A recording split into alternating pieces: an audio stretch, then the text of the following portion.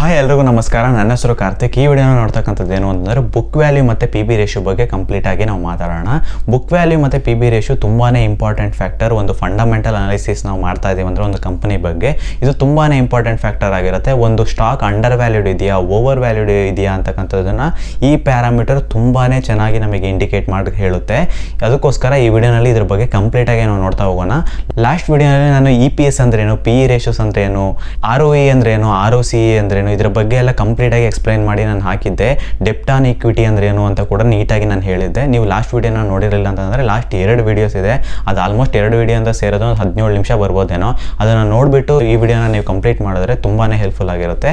Fundamental ಅನಾಲಿಸಿಸ್ನಲ್ಲಿ ಇದೇ ಕೊನೆ video ಅಂತ ಅನ್ಕೊತೀನಿ. ಮೋಸ್ಟ್ಲಿ ಆಲ್ಮೋಸ್ಟ್ ಎಲ್ಲ ಟಾಪಿಕ್ಸನ್ನು ಕವರ್ ಮಾಡಿದ್ದೀನಿ.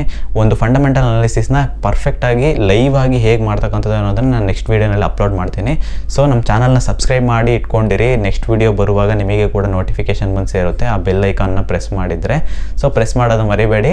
ನೋಟಿಫಿಕೇಶನ್ ಬಂದಿದ ತಕ್ಷಣ ನೀವು ನೋಡಿದ್ರೆ ಒಂದು ಫಂಡಮೆಂಟಲ್ ಅನಾಲಿಸಿಸ್ನ ಲೈವ್ ಡೆಮೋನ ನೀವು ನೆಕ್ಸ್ಟ್ ವಿಡಿಯೋನಲ್ಲಿ ನೋಡ್ಬೋದು. ಈ ವಿಡಿಯೋನಲ್ಲಿ ನಾನು ಬೇಸಿಕ್ ಆಗಿರ್ತಕ್ಕಂಥ ಪಿ ಬಿ ರೇಷಿಯೋ ಅಂದ್ರೇನು, ಬುಕ್ ವ್ಯಾಲ್ಯೂ ಅಂದರೆ ಏನು ಅಂತ ನಾನು ಕಂಪ್ಲೀಟಾಗಿ ಎಕ್ಸ್ಪ್ಲೈನ್ ಮಾಡ್ತೀನಿ. ಮೊದಲಿಗೆ ಬುಕ್ ವ್ಯಾಲ್ಯೂ ಅಂದರೆ ಏನು ಅಂತ ನಾವು ನೋಡ್ತಾ ಹೋಗೋಣ. ಬುಕ್ ವ್ಯಾಲ್ಯೂ ಅಂದರೆ ಏನು ಅಂತಂದರೆ ಒಂದು ಕಂಪನಿನ ಕಂಪ್ಲೀಟಾಗಿ ಅದರ ಮಷಿನ್ಸ್ ಆಗಿರ್ಬೋದು, ಟೋಟಲ್ ಬಿಲ್ಡಿಂಗ್ ಕಾಸ್ಟ್ ಆಗಿರ್ಬೋದು, ಎಲ್ಲ ಒಂದು ವಿಷಯಗಳನ್ನ ಮಾರಿಬಿಟ್ಟು ಒಂದು ಲಿಕ್ವಿಡ್ ಅಮೌಂಟ್ ಆಗಿ ಇಟ್ಕೊಂಡು ಪ್ರತಿಯೊಬ್ಬ ಶೇರ್ ಹೋಲ್ಡರ್ಗೂ ದುಡ್ಡು ಕೊಟ್ಟರೆ ಡಿವೈಡ್ ಮಾಡಿ ಎಷ್ಟು ದುಡ್ಡು ಕೊಡ್ಬೋದು ಅಂತ ಇದೆಯಲ್ಲ, ಆ ಅಮೌಂಟೇನೆ ಬುಕ್ ವ್ಯಾಲ್ಯೂ ಅಂತ ಹೇಳ್ತಾರೆ. ಈ ಬುಕ್ ವ್ಯಾಲ್ಯೂ ಅನ್ನೋ ಒಂದು ಹಿಸ್ಟ್ರಿ ಇದೆ, ಒಂದು ಹಿಸ್ಟ್ರಿ ಇದೆ ಈ ವರ್ಡ್ ಬರೋಕ್ಕೆ.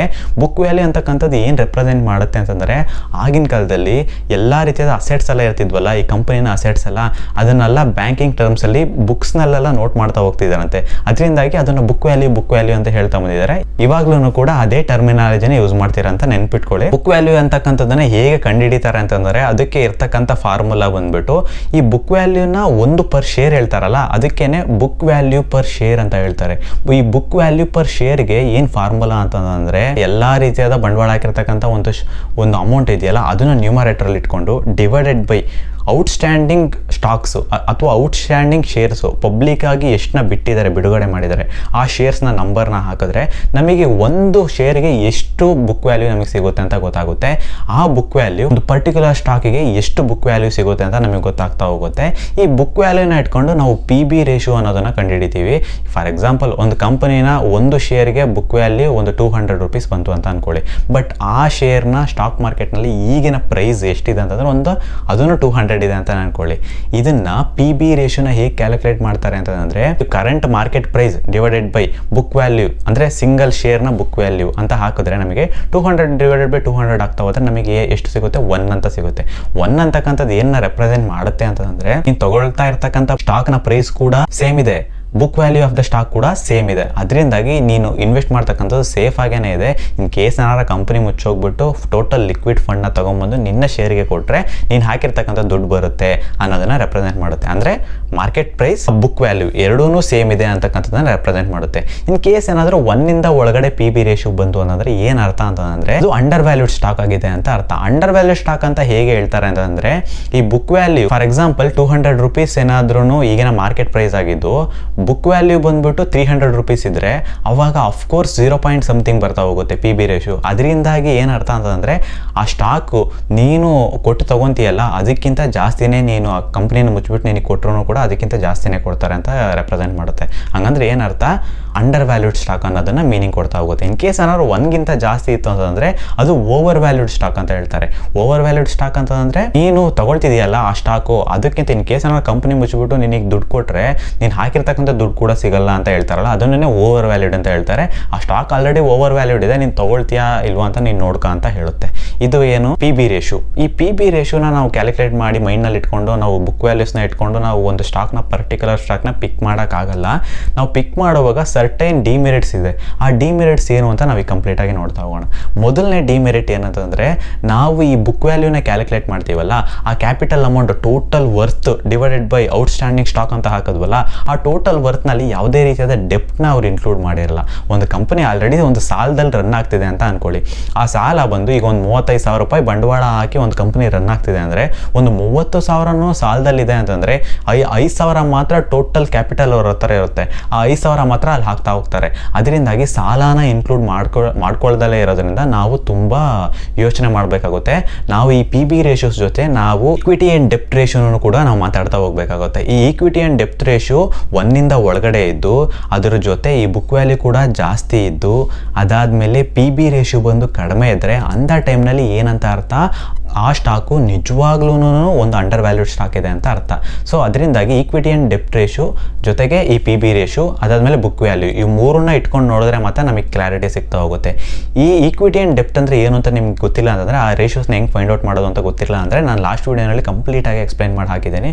ಆ ವಿಡಿಯೋನ ನೋಡಿ ಸ್ವಲ್ಪ ಅದು ಲೆಂತಿಯಾಗೂ ಇದೆ, ಸ್ವಲ್ಪ ಮ್ಯಾಥಮೆಟಿಕಲ್ ಕ್ಯಾಲ್ಕುಲೇಷನ್ಸ್ ಇದೆ. ನಾನು ಆ್ಯನಿಮೇಷನ್ಸ್ ಎಲ್ಲ ಮಾಡಿ ಚೆನ್ನಾಗೇನೆ ಎಕ್ಸ್ಪ್ಲೈನ್ ಮಾಡಿದ್ದೀನಿ. ನಿಮಗೆ ಮೋಸ್ಟ್ಲಿ ಅರ್ಥ ಆಗುತ್ತೆ. ನೀವು ಅದನ್ನು ನೋಡಿಬಿಟ್ಟು ಈ ವಿಡಿಯೋನ ಕಂಪ್ಲೀಟ್ ಮಾಡಿದ್ರೆ ನಿಮಗೆ ಪಕ್ಕಾ ಅರ್ಥ ಆಗ್ತಾ ಹೋಗುತ್ತೆ. ಓಕೆನಾ? ಮೊದಲನೇದು ಅಂತ ಹೇಳಿದೆ, ಡೆಪ್ನ ಅದು ಇನ್ಕ್ಲೂಡ್ ಮಾಡಿರಲ್ವಲ್ಲ, ಅದರಿಂದಾಗಿ ಅದೊಂದು ಡಿಮೆರಿಟ್ ಅಂತ ಹೇಳಿದೆ. ಎರಡನೇ ವಿಷಯ ಏನು ಅಂತಂದರೆ, ಈ ಪಿ ಬಿ ರೇಷಿಯೋ ಜೊತೆ ನೀವು ROE ಮತ್ತು ಈಕ್ವಿಟಿ ಆ್ಯಂಡ್ ಡೆಪ್ತ್ ರೇಷಿಯೋ ಅದನ್ನು ಇಟ್ಕೊಂಡು ನೀವು ಮ್ಯಾನೇಜ್ ಮಾಡ್ತಾ ಹೋದರೆ, ಅವೆರಡನ್ನೂ ಇಟ್ಕೊಂಡು ನೀವು ಕಂಪೇರ್ ಮಾಡ್ತಾ ಹೋದರೆ ನಿಮಗೆ ಕ್ಲಿಯರ್ ಆಗಿ ಅಂಡರ್ ವ್ಯಾಲ್ಯೂಡ್ ಸ್ಟಾಕ್ ಇದೆಯಾ ಅಂತ ಹೇಳ್ಬಿಟ್ಟು ಕ್ಲಾರಿಟಿ ಸಿಗ್ತಾ ಹೋಗುತ್ತೆ.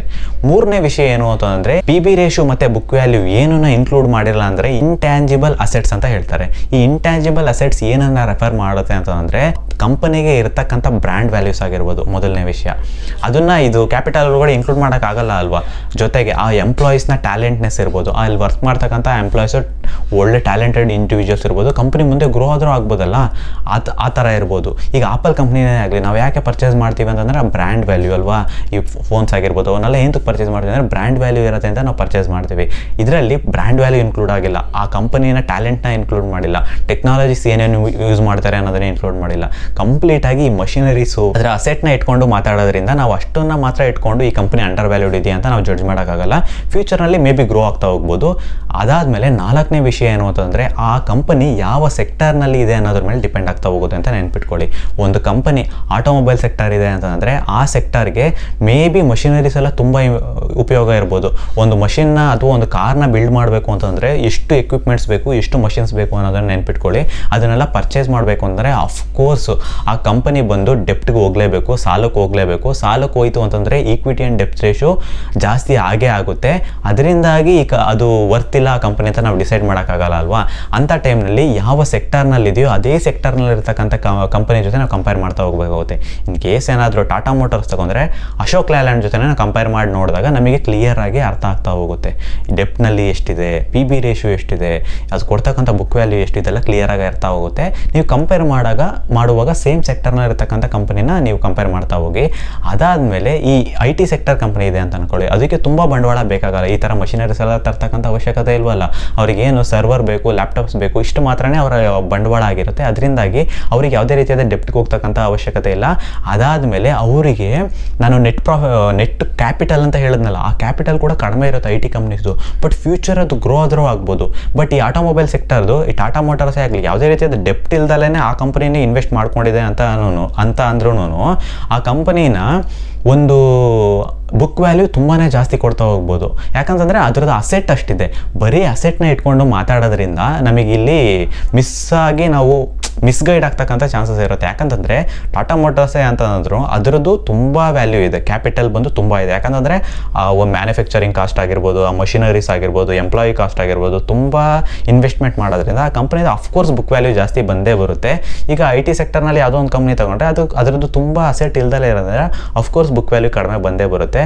ಇದನ್ನು ಇಟ್ಕೊಂಡು ಕೂಡ ನಾವು ಕಂಪೇರ್ ಮಾಡೋಕ್ಕಾಗಲ್ಲ, ಸೆಕ್ಟರ್ ಮೇಲೆ ಡಿಪೆಂಡ್ ಆಗ್ತಾ ಹೋಗುತ್ತೆ. ಅದಕ್ಕೆ ಬಂಡವಾಳನ ಇಟ್ಕೊಂಡು ಬರೀ ಬುಕ್ ವ್ಯಾಲ್ಯೂನ ಇಟ್ಕೊಂಡು ಮಾತ್ರ ನಾವು ಮಾತಾಡೋಕ್ಕೂ ಆಗಲ್ಲ ಅಂತ ನೆನ್ಪಿಟ್ಕೊಳ್ಳಿ. ನಾವು ಆ ಫ್ಯೂಚರ್ ಗ್ರೋತು, ಟೆಕ್ನಾಲಜಿ, ಆ ಸೆಕ್ಟರ್ ಯಾವುದೋ ಅನ್ನೋದ್ರ ಮೇಲೆ ಕೂಡ ಡಿಪೆಂಡ್ ಆಗ್ತಾ ಹೋಗುತ್ತೆ ಅನ್ನೋದನ್ನ ನೆನ್ಪಿಟ್ಕೊಳ್ಳಿ. ಈ ವಿಡಿಯೋನಲ್ಲಿ ನೀವು ಹೊಸದಾಗಿ ಏನಾದರೂ ಕಲ್ತಿದ್ದೀರಾ ಅಂತ ನಿಮಗೆ ಅನಿಸಿದ್ರೆ ನನ್ನ ಚಾನಲ್ನ ಈ ವಿಡಿಯೋಗೆ ಲೈಕ್ ಮಾಡಿಬಿಡಿ ಫಸ್ಟು. ನನ್ನ ಚಾನಲ್ಗೆ ಆಮೇಲೆ ಸಬ್ಸ್ಕ್ರೈಬ್ ಮಾಡಿ, ಬೆಲ್ ಐಕಾನನ್ನು ಪ್ರೆಸ್ ಮಾಡಿ. ನಿಮಗೆ ಅವಾಗಲೇ ನೋಟಿಫಿಕೇಶನ್ ಬರುತ್ತೆ. ನಮ್ಮದು ಚಿಕ್ಕ ಚಾನಲ್ ಆಗಿರೋದ್ರಿಂದ ನಿಮ್ಮ ಸಪೋರ್ಟ್ ತುಂಬಾ ಮುಖ್ಯ. ಫ್ಯೂಚರ್ನಲ್ಲಿ ನಾನು ಒಳ್ಳೊಳ್ಳೆ ವೀಡಿಯೋಸ್ನ ಮಾಡ್ತಾ ಹೋಗ್ತೀನಿ. ನಿಮಗೆ ಖಂಡಿತ ಹೆಲ್ಪ್ಫುಲ್ ಆಗಿರ್ತಕ್ಕಂಥ ವೀಡಿಯೋಸ್ನ ನಾನು ಮಾಡ್ತಾ ಹೋಗ್ತೀನಿ. I don't want to waste your time also and my time also. ನಾನು ತುಂಬ ಪ್ರೊಡಕ್ಟಿವ್ ಆಗಿರಬೇಕು ಅಂತ ನನ್ನ ಮೆಂಟಾಲಿಟಿ ಇರೋದ್ರಿಂದ ನಾನು ಆಲ್ಮೋಸ್ಟ್ ಈ ವೀಕಿಂದ ಪ್ರತಿಯೊಂದು ದಿನವೂ ವೀಡಿಯೋಸ್ ಆಗ್ತಾ ಬರ್ತಾ ಇದ್ದೀನಿ.